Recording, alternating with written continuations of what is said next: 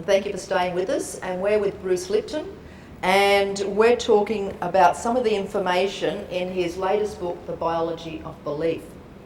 Bruce, before we went to break, I said to you I'd like to hear more about how your being aware of kinesiology changed your work direction. So what happened then?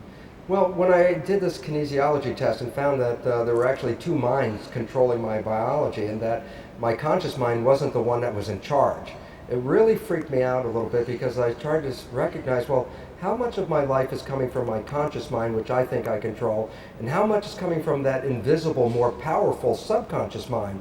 Because I started to realize that if I had beliefs or behaviors built in there that conflicted with my desires and my intention, then all my consciousness would never override that, and I would then more or less be a victim of the programming in my subconscious mind. So this really led me on a quest to understand the nature of the programming that we end up in this very, very powerful and invisible subconscious mind.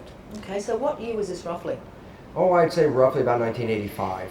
Okay, so then what happened as far as your next step went? Well, after 1985, I actually had a great opportunity to go to Stanford University and continue my research on stem cells.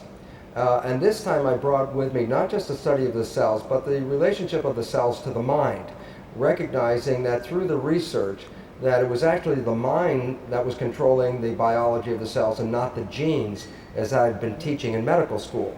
And this becomes very important because if we buy the conventional belief that genes control our lives, this thing that you read like every day in a newspaper, a gene has been found to control this or a gene is found to control something else, then we buy into the belief that genes control who we are, which is actually what's in the textbooks.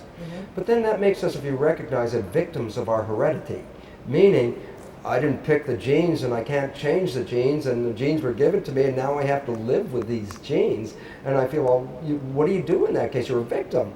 And yet the new biology of the cells that I was working with, the epigenetics, which is a new science we'll talk about in a little bit, really revealed that the genes did not control the biology, but in the sense of the human body, the mind controlled the genes. Well, this becomes very, very powerful because, as I said, if we believe genes control us, we're victims. Yep. But if you recognize that the mind is powerful in controlling life, then you start to realize, well, wait, if you change your mind, you change your thoughts about life, then you change your biology. So all of a sudden it's like, oh, well, this is very doable. I can control my life with my mind and I can change my mind. And that gives me the freedom of being a creator of my life rather than a victim of my genes. Okay, so I know a lot of your work is to do with when the baby is being developed in utero. Yes. Would you like to share a bit around that? Yes, well, this is what I started to understand. Again, we're diverging from the conventional belief that I was teaching while a professor in a medical school of genetic determination, the concept that we are just an expression of our genes, then to go in and start to find out, well, when do the beliefs actually get programmed into our subconscious mind, the very powerful mind? And I was just really taken back by the reality that the programming of our subconscious mind actually starts in utero. While we're in fetal development, we're actually being programmed. And it turns out we're being programmed by the experiences of our mother. Meaning this, very simply, is that when I was teaching medical school, we talked about the fact that the role of a woman in the development of a child is to provide nutrition. So when a doctor, an OBGYN, for example, is talking with a woman about her pregnancy, the primary issues are you eating well? Are you taking vitamins? Are you exercising? And basically that's the only contribution that we consider the mother offers to the child, because our belief system says that genes control the development of the child. So since genes control the fetus, the mother's role was just nutrition. But now with this new understanding about how the genes are controlled by the environment and the influences of that environment, then all of a sudden it says, well, yes, the fetus is in an environment, and the environment is determining the action of those genes. So it turns out parents are not just providing nutrition, parents are genetic engineers, because their attitudes and beliefs and their emotions are actually changing the genetic expression of their own children, especially as they're developing in utero. So this led me back to understand this relationship that starts in utero about how the environment offered by the mother is very important in selecting the genes. As I talk about it in the book, it's basically, I talk about the mother as nature's Head Start program. I say that on the basis that when a child is born, it's going to live in the very same environment that the mother lives in. So as it's developing, then the mother's perception of her environment, her beliefs or attitudes about what is going on, are translated into the fetus via the information that's carried in the mother's blood. Now, this information in the blood, as I said before, we were thinking the mother only provided nutrition from her blood. But nutrition isn't the only thing in blood.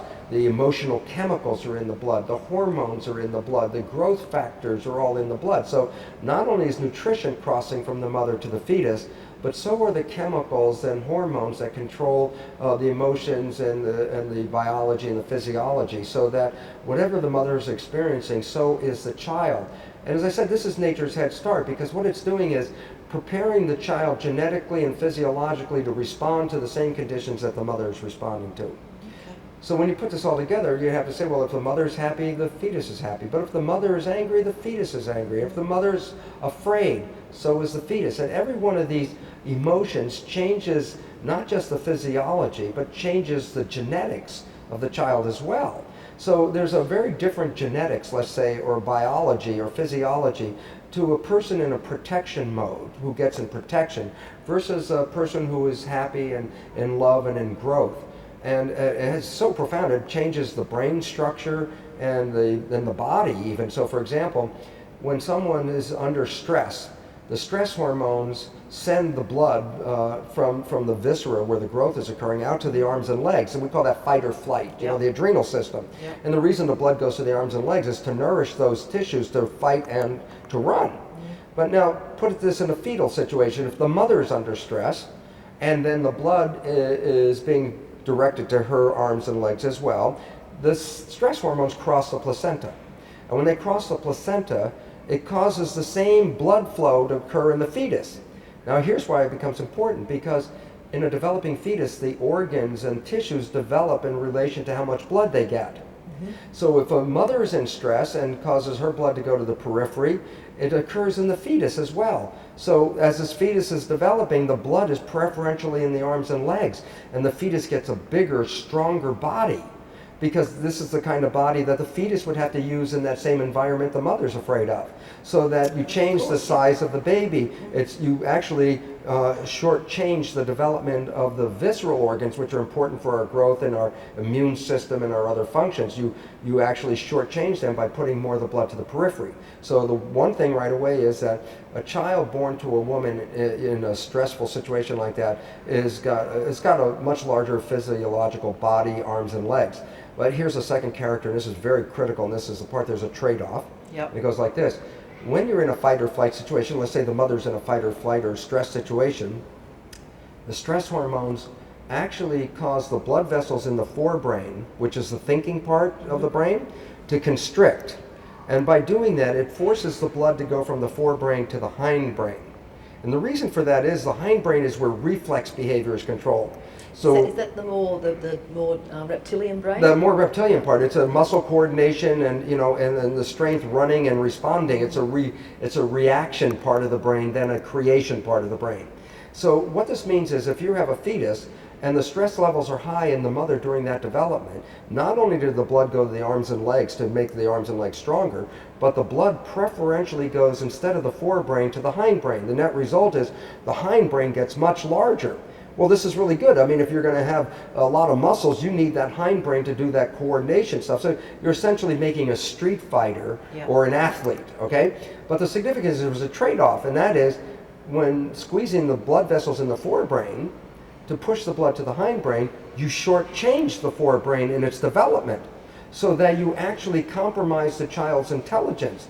You make a very survival-oriented street fighter, but at the cost of making that child much less intelligent. And in fact, this is just as a fact, it's been suggested that a mother can reduce the intelligence of her child 52%